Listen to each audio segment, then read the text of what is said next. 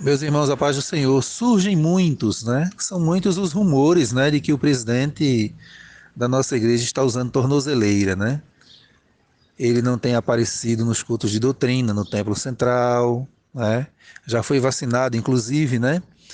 E os rumores são muitos, são rumores, né? A gente sabe que existem muitos processos aí, mas a gente sabe que as autoridades estão atentas a muita coisa que está acontecendo e talvez existam situações que nós nem estejamos sabendo, né? Que a igreja nem saiba e as autoridades estão investigando e de repente pode aí sair uma ordem judicial, né, com restrições para que se evite aglomerado, para que se evite a imprensa, né, para que se não divulgue, tá certo? E de repente ele pode mesmo estar com a tornozeleira, mas eu acredito que são rumores que podem ser verdade ou não. Cabe, né, aos irmãos que estão aí colocando nos canais, não é, perguntarem, não afirmarem, perguntarem. Porque perguntar, qualquer pessoa tem o direito, a igreja tem o direito, né? Perguntar se realmente ele está, perguntar a ele se realmente ele está com tornozeleira. E para tirar qualquer dúvida, ele não custa nada levantar um pouco o tornozelo, a calça, o tornozelo e mostrar, se não para a igreja, mas mostrar para os obreiros, né, para que estes divulguem, né, porque a igreja precisa saber, a igreja não pode ficar nessa dúvida, até porque são anos de dúvida, né, de muita mentira, muita dissimulação, muito engano, né, provas contundentes. Na minha opinião, no sentido de igreja, não precisa nem haver alguma decisão judicial a favor ou contrário, né, mas pelo simples fato, né, das mentiras que ele já proferiu perante a justiça, o simples fato daquela mentira dele negar o projeto de cidadania, né, e muitas mentiras que ele profere no púlpito da igreja. Mas eu quero empurrar vocês no céu, meus irmãos. É empurrar vocês no céu. Era suficiente para ele nem precisar a diretoria da igreja ou os pastores afastarem ele. Ele mesmo, como crente, se tem convicção da salvação, da seriedade que está à frente da obra de Deus, ele já teria renunciado, já teria pedido afastamento, até que fosse apurado os fatos. Se fossem verdadeiros, né, ele seria punido de acordo com o estatuto, e se não fosse, ele retornaria. É o que o estatuto reza, é o que o estatuto diz, né? Mas infelizmente, eu não sei porquê, uma medida é aplicada para membros simples e a mesma medida não é aplicada para líderes, né? É uma coisa. Mas está aí, eu acredito que os irmãos devem perguntar, não afirmar, mas perguntar, e ele deve responder para tirar a dúvida da igreja, né? O doutor Aubry, em suas palavras dirigidas à mesma testemunha Gemima, perguntou se era comum o emprego de parentes na direção da IDPE. O senhor pode confirmar isso? É comum? Não sabe informar se tem filho, se tem genro, irmão, Eu não tenho. filho na direção da igreja, na direção da igreja. Aí é diferente, não é emprego. Aí não é emprego. Segundo a própria testemunha, respondendo ao doutor Aubry, falou que essas pessoas são empregadas porque são de sua estrita confiança.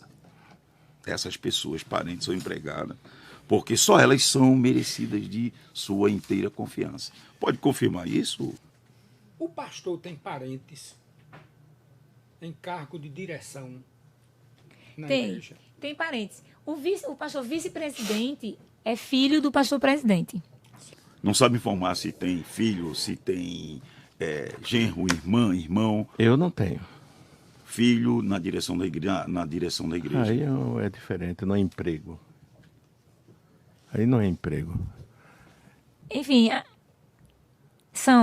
o pastor vice-presidente é filho. Do irmão, ou além do filho, mais alguém Sim, da família? sim. Tem o pastor presidente, antes dele se tornar pastor, ele já tinha os irmãos dele, que também são crentes há muito tempo e exerciam cargos na igreja. Não sabe informar se tem filho, se tem genro, irmão, Eu não tenho. filho na direção da igreja, na direção da igreja. Aí é diferente, não é emprego. Aí não é emprego. A esposa Sim. trabalha lá também? Ela faz ação, ela trabalhar. Não sabe informar se tem filho, se tem genro, irmã, irmão, Eu não tenho. filho na direção da igreja? Aí é diferente, não é emprego. Aí não é emprego. Como trabalhou na igreja, logicamente fazia o pagamento. Você sabe dizer o salário do pastor aí, tá abrangendo tudo? Tudo. Olha, o salário de contra-cheque dele gira em torno de 102 salários mínimos. Mas, se formos levar em consideração os carros blindados, o cartão corporativo, gira em torno de quase 200 mil reais. A renda dele, o que a Quase igreja... 200 mil, Sabe dizer se o filho dele também recebe também alguma remuneração da igreja? Recebe mais de 50 mil reais em contra-cheque, mas também recebe cartões corporativos e outras benesses que vai em torno de 100 mil reais. Sabe dizer se Pagamento do apartamento dele, outras a coisas lá. esposa também do pastor presidente também recebe? Recebe como funcionária, recebe. Em torno de quase 15 mil, 20 mil reais. A família do pastor, toda a família, incluindo filhos, incluindo genro, nora, irmãos, todas elas trabalham na igreja? Quase todos recebem, né? Recentemente a irmã Ana Cláudia, que é a esposa, era filha do pastor, era chefe do departamento de psicologia da igreja e recebia um salário de quase 9 mil reais. O esposo dela, irmão José Hildo, assessorava o pastor, o gabinete do presidente, e recebia salário de aproximadamente 8 mil reais também. Não sabe informar se tem filho, se tem genro, irmã, irmão? Eu não tenho. Filho na direção da igreja? Aí é diferente, não é emprego. Aí não é emprego. A Gemima também, a testemunha aqui em audiência, diz que a nossa igreja, a Assembleia de Deus no estado de Pernambuco, temendo leis contrárias aos nossos costumes, por exemplo, ela citou casamento de homossexuais, indicou candidatos a ser eleito pelo Projeto de Cidadania. Vossa Senhoria poderia esclarecer esse Projeto de Cidadania? Eu não conheço o Projeto de Cidadania. Em termos de projeto político, a senhora ouve alguma, ou tem ouvido até aqui alguma? Não, isso é um projeto político, uma corrente política, um movimento político. Candidaturas, eu li aqui que tem um projeto de cidadania. Sim. A senhora conhece esse projeto? Conheço. Em que consiste, rapidamente, é só outra pergunta que eu tenho a fazer. Rapidamente, consiste em... houve uma época que foi preciso ter, diante das representatividades que se levantaram, né, no meio político. Então, era representatividade defendendo determinadas liberações no âmbito social que infringia o rito da igreja, o costume da igreja. Citando um exemplo, por exemplo, o casamento homossexual, certo? Nós respeitamos os homossexuais, mas nós temos costumes que respeitam o cunho bíblico, certo? Então, quando começou a surgir essa parte de obrigatoriedade de determinadas instituições religiosas terem que fazer casamentos homossexuais e tal, então se sentiu a necessidade de ter representantes lá também, assim como tem representantes de outras religiões lá, né? Representantes do povo, mas que proferem a fé no Deus, não é? Seja ele qual for. Então, era preciso um representante político que representasse o povo, mas que tivesse valores morais e éticos condizentes com a palavra de Deus. Né? Para ter uma voz lá no Congresso, para ter uma voz, seja em que esfera seja municipal, estadual ou federal.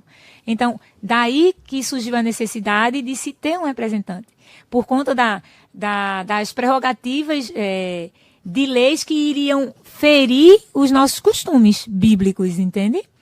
Então, foi nesse patamar aí que eu tenho conhecimento do surgimento do Projeto Cidadania. Se um pastor ou um ministério da igreja se envolve dessa maneira em processos que não dizem respeito à sua missão, o resultado líquido é confuso e embaraçador, que pode desconstruir a sua reputação como pastor e, consequentemente, a reputação de todo um corpo ministerial.